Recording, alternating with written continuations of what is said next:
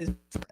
Every player puts it in a different sweet spot. Judge wasn't even using a torpedo bat, and people. Yep. So the misinformation is the problem. And I think in baseball, this is good for baseball. I think if anything, if we've seen any trend with the pitch clock and different types of things, we need to balance it. We need a little bit more juice. We need to level the playing field with hitters and pitchers. I went to a Padres game on Saturday. It was 1-0 against the Braves.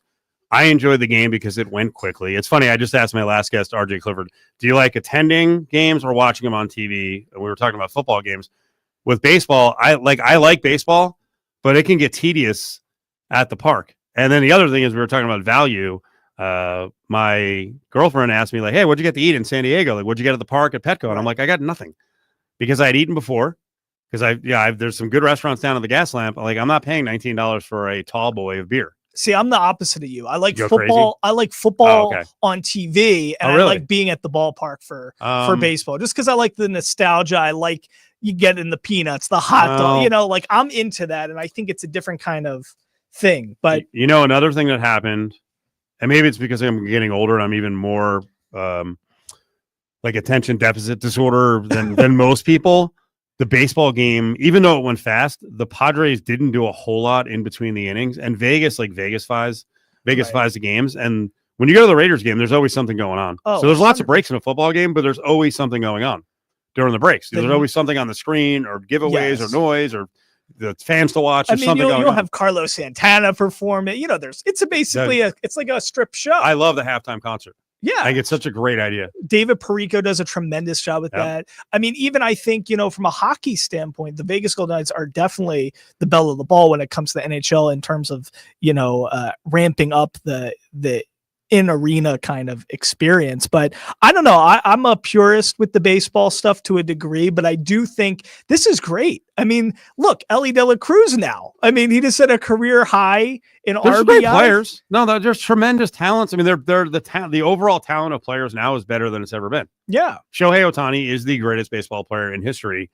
I mean, no one has ever been able to do what he's doing, one, at the plate, and he can pitch, and he's not, a 3-year pitcher like Babe Ruth, and it's like, I can't do both. Because physically I'm too fat. He never said that, but he can do both. I think he can do both this year. There's a guy on the Mariners I was just seeing on social media who pitches with his right and left now. Yep. I think athletes are going to keep upping the competition in the game, but we gotta get on board with a little bit more personality in baseball. It's good. It's good that there's competition. Is it a shame that there isn't a salary cap to a degree? Yes. Are the players ever going to are the players ever going to want a salary cap? No. So, I mean, I think we just gotta, we gotta embrace it and just, there's not a lot of repeat World Series champions. It's actually a lot more balanced than people will give it credit for. People are always complaining, the Yankees, the Red Sox, the Dodgers, the Phillies, all these organizations that are constantly, paying these tremendous payrolls. There's a lot of parity in the MLB. You actually turned it back on me a little bit about, you weren't even thinking of this, but with Trevor McGill pitching and moaning about the torpedo bat and saying, it's the Yankees, him complaining is actually great for baseball. Yeah. The Yankees starting with the torpedo bats, which, by the way, by next week, every clubhouse will have them.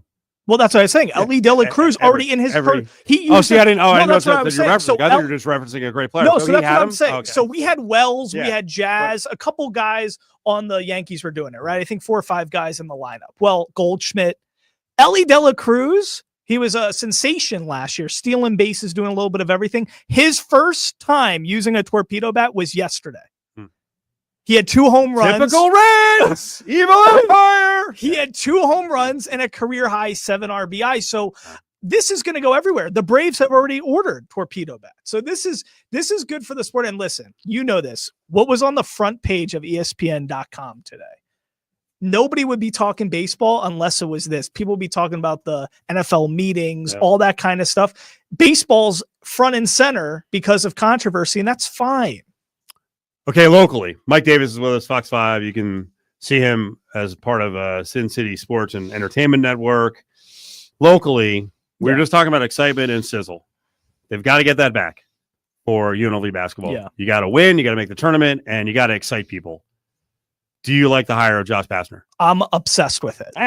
Obsessed with it. I loved your interview with Curtis Terry and Josh. And listen, I know I came primed and prepped for this. So there's a lot I love about Josh Pastner. A couple things for your audience, just because I'm a sucker for just little factoids and details. This is a guy who, when most Jewish boys at 13 were priming themselves for their bar mitzvah and studying with their cantor and their rabbi, he developed a scouting service in Houston called Josh Pastner's Scouting Report. This is a guy who's been obsessed with the concept of basketball for a very long time. His dad was a towel boy for Wilt Chamberlain with the Philadelphia 76ers, I believe.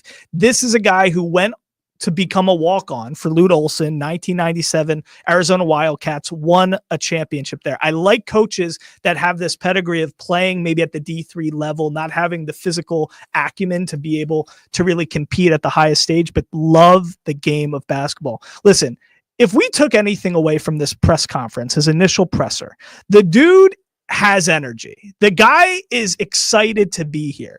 I think a lot of times we can liken coaches and coaching hirings to dating, right?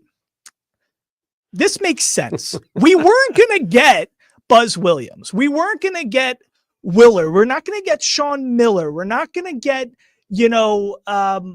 Pitino's son. Those guys were looking at different types of jobs. Buzz Williams just went to Maryland. Willard went to Villanova. Will Wade went to NC State. UNLV is not at that level. It's unfortunate. I'm born in 92. Does it have a great history of winning with Tark and having you go into all these Final Fours and beating Duke and losing to Duke and all that stuff? Yes. But we need to get back there. I'm a big fan of Kevin and Lon Kruger. They're tremendous human beings, great people. But Kevin didn't have the juice that you saw from Josh Pastner. And I think, look, Villanova hasn't been to the NCAA tournament in 3 years, right? Since Jay Wright left.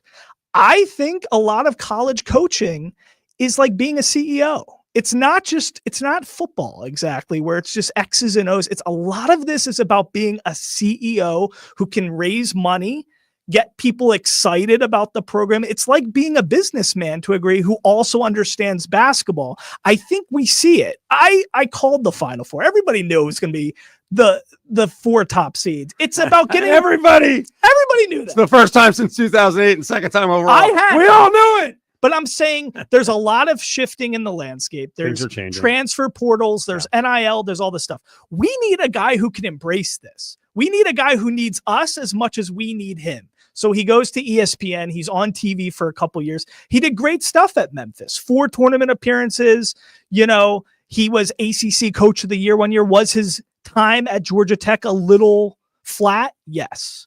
But with the Mountain West shifting, with all these schools leaving, Boise State, Colorado State, it's the landscape. The Mountain West is going to be very winnable.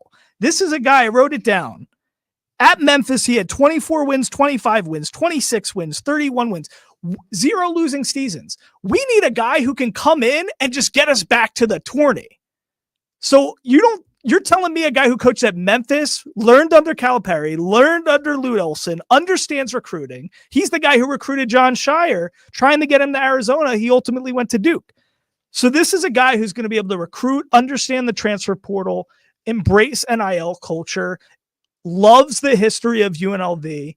He's said he said it's a dream job, a sleeping giant of a job at his presser. I'm all in. And yes, he's Jewish. I'll throw that in. We were going to talk about. We're allowed to discuss this, correct? In this era of yes, I'm proud. Everyone gets upset with any sort of pride you show or community you show. I'm prideful. I'm 100% myself. We are in a time where there's a lot of anti-Semitism. I'm proud of my culture. I'm proud of being a Jewish American. But look at the Final Four. How many coaches are Jewish in the Final Four? 3 of the 4. 3 of the 4, and it's not Kelvin's.